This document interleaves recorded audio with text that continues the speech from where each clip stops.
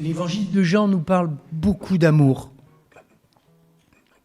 Comme dans notre passage et encore ailleurs, 36 fois, le mot amour est employé dans cet évangile. Je crois que c'est une vingtaine pour les 3 autres évangiles réunis. Mais Jean parle aussi d'amitié.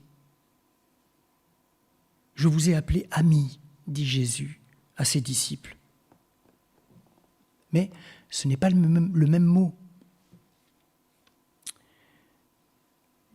C'est le mot, en grec, c'est un mot proche du français, philia. Philos, comme dans philosophie, ça veut dire ami de la sagesse, ou cinéphile, passionné du cinéma, ou même le prénom Philippe. Il y a des Philippe ici ?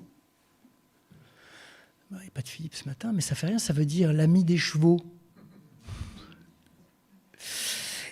Et au verset 13, eh bien, les 2 mots sont réunis. Les 2 mots, agapé et philia. Il n'y a pas de plus grand amour, agapé, que de donner sa vie pour ses amis, le mot philos. Pourquoi 2 mots différents en grec, agapé, philia, pour parler d'amour? L'amour, en français, l'amour, ami, et même le mot amant, c'est la même racine. On n'a qu'une seule manière de parler de ça, nous, en français. Même pour dire qu'on aime un club de foot, hein. Je ne dirais pas lequel, mais ou qu'on aime les tomates farcies, ou qu'on aime l'homme, la femme de sa vie. On n'a qu'un mot. Et les Anglais sont meilleurs que nous. Ils ont 2 mots distincts, like et love. Alors c'est vrai qu'en français, j'entends souvent dire « je kiffe ». Mais sauf que ce n'est pas du français, c'est de l'arabe. Eh oui. Bon, j'ai souvent aussi entendu dire que l'agapé, l'amour, qui est ici au verset 12, hein, dans « aimez-vous les uns les autres », c'était l'amour pur. L'agapé, c'était l'amour supérieur, l'amour spirituel, le vrai, le seul, véritable amour divin, qui puise en Dieu son inspiration. Et la philia, eh bien, c'était l'amitié humaine. Elle est super, mais quand même, elle est moins spirituelle. Vous voyez, elle est moins profonde. Eh bien, j'aimerais défendre un autre point de vue ce matin. J'aimerais même défendre le point de vue inverse. Je crois que l'amour agapé que Jésus nous commande ici, aimez-vous les uns les autres, je crois qu'il est réellement à notre portée.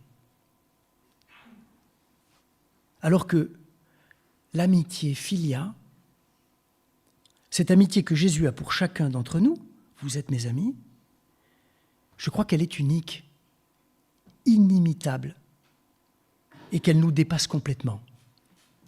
Je m'explique. Cet amour agapé dont Jésus nous dit qu'il faut le donner à tous, même à nos ennemis, il n'est finalement pas si hors de portée que ça. Regardez ce que dit Paul dans l'Épître aux Romains, au chapitre 12. Il dit, et là on sent vibrer l'évangile, hein, « Si ton ennemi a faim, donne-lui à manger. » Et un peu plus loin, « Sois vainqueur du mal par le bien. » Aimer d'agapé, c'est aussi simple que ça. Dans la famille, un père, une mère de famille peuvent avoir des affinités, une affection particulière pour l'un ou l'autre de leurs enfants. Mais ils doivent leur donner à chacun un même amour. L'agapé est un commandement, aimez-vous les uns les autres. Il faut aimer de manière juste, de manière égale, tous nos frères les hommes, toutes nos sœurs. On ne laissera pas mourir de faim en prison le pire des meurtriers. On lui donnera à boire et à manger. Et on le soignera s'il tombe malade. Parce qu'au-delà des horreurs qu'il a pu commettre, il reste irréductiblement un homme qui a besoin de soins. Et si ton ennemi a faim, donne-lui à manger. Parce qu'au-delà des horreurs qu'il a pu commettre, il reste irréductiblement un homme. On pourra prier pour lui aussi, façon d'aimer. Et cela est-il vraiment hors de notre portée ? C'est difficile, oui, mais pas impossible. Dieu nous commande d'aimer chacun, quel qu'il soit. Peu importe sa religion, sa couleur de peau, son histoire, ses erreurs de parcours, quelle que soit sa vie. Parce que Dieu, en Christ, a tellement aimé le monde qu'il a donné son Fils unique, afin que quiconque croit en lui ne meure pas, mais qu'il ait la vie éternelle. Pour reprendre l'image de la vigne et des sarments, l'amour agapé, c'est la sève qui monte du pied de la vigne et qui coule dans les veines spirituelles que représentent les sarments. Jésus ne dit pas qu'il est le vigneron, hein, il dit qu'il est le pied de la vigne. C'est sa vie qui coule dans la nôtre.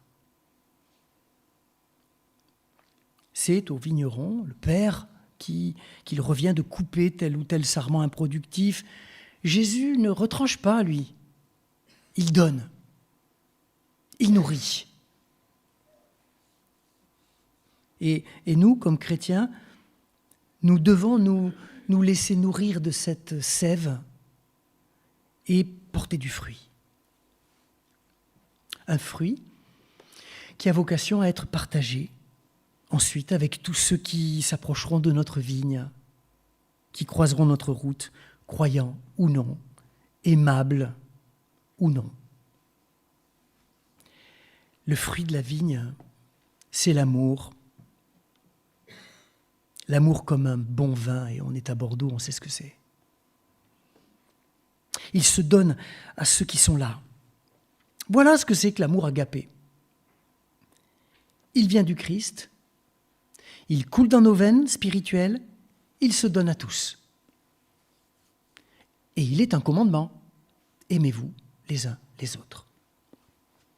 Et nous devons apprendre à aimer comme ça, sans frontières, sans conditions, parce que Dieu nous aime comme ça et que nous croyons en Dieu. C'est simple, non ? Sur le papier au moins. Hein ? Et venons-en maintenant à l'autre amour. L'amour amitié. L'amour philia. L'amitié, on en fait, je l'espère, tous l'expérience. L'amitié n'a rien à voir avec le devoir, avec le commandement d'aimer tout à l'heure. L'amitié, ça ne se commande pas, ça ne se contrôle pas. C'est quelque chose qui est là ou qui n'est pas là. On n'y peut rien, on la ressent ou on ne la ressent pas. On ne peut pas se forcer à devenir ami avec quelqu'un ou forcer quelqu'un à devenir notre ami. Quand on était petit à l'école, oui, on essayait à dire « tu es mon ami », etc. Mais ce n'est pas comme ça que ça marche. Ces amitiés où on fait peser une exigence sur l'autre sont immanquablement vouées à l'échec. L'amitié échappe à tout contrôle, elle se donne librement, joyeusement, gratuitement, ou bien elle s'enfuit. Aimer d'amitié, on peut dire que c'est une grâce. L'amitié, ça vous transforme. ça vous rend généreux, ouvert, sensible, heureux. L'amitié, c'est un genre d'amour impérissable. Parce que même si votre ami vous blesse, vous ne pouvez pas vous empêcher de l'aimer quand même. Et tant que la réconciliation n'aura pas eu lieu, vous serez malheureux comme une pierre. Vous ne cesserez d'y penser, de chercher un chemin de restauration de la relation. L'amitié, voilà, c'est un amour qui ne se commande pas. Et je crois que la bonne nouvelle de l'Évangile, c'est que Dieu nous aime comme ça, d'amitié. Il nous appelle ici, par la bouche du Christ, mes amis. C'est merveilleux. Il nous aime d'un amour qui est au-delà du devoir. Un amour viscéral, passionnel, obstiné, que rien ne peut décourager. Et cet amour filia, eh bien, il amène Dieu à s'occuper de nous, de chacun de nous, avec sa parole ce matin peut-être. S'occuper de nous, ça veut dire qu'il vient aussi, comme dans une belle amitié, mettre le doigt où ça fait mal. Il coupe en nous ce qui n'est pas utile au développement harmonieux de notre existence. C'est ce qu'on appelle dans la parabole les mondages, les lagages, tout ce qui nous rend injustes, violents, jaloux, menteurs, est coupé par l'amitié. C'est du travail, c'est du temps, mais c'est ce que fait l'amitié. Et petit à petit, grâce à cette amitié active et indéfectible de Dieu, nous finissons par porter du fruit. Comme une réponse à cette amitié divine que rien ne peut corrompre ou altérer, dit le texte biblique. Certes, Dieu nous aime d'un amour agapé, qui nous forme à aimer dans la justice, dans la vérité, on l'a vu tout à l'heure, mais il nous aime aussi d'un amour pas seulement inconditionnel, mais irrationnel. Un amour fou, un amour qui fait notre joie, qui fait notre paix intérieure et aussi notre justification. Il n'y a pas de plus grand amour que celui-là, donner sa vie pour ses amis, dit Jésus. L'amour fou de Dieu pour nous, c'est cet acte complètement fou d'abandonner ce qu'il a de plus précieux, de plus cher, à la mort, pour notre vie. Existe-t-il un amour plus fort et plus démonstratif que celui-là? Si Dieu nous aime de cet amour filia, l'amour amitié, nous n'avons plus aucune raison de redouter son jugement. Merci Stéphane de l'avoir dit ce matin. Il donne sa vie pour ses amis, au lieu de nous demander des comptes, au lieu de nous accuser, au lieu de nous mesurer. Il préfère mourir en croix, en silence, pardonnant à ceux qui lui font du mal. Alors, à notre tour d'aimer, sœurs et frères, chers amis. Aimons d'agapé et aimons de philia. Mais il faut aussi quand même rester vigilant sur notre manière d'aimer. Il faut veiller à rester du côté de la gratuité, du désintéressement. On ne peut pas aimer quelqu'un dans l'intention cachée d'en faire un adepte de la secte.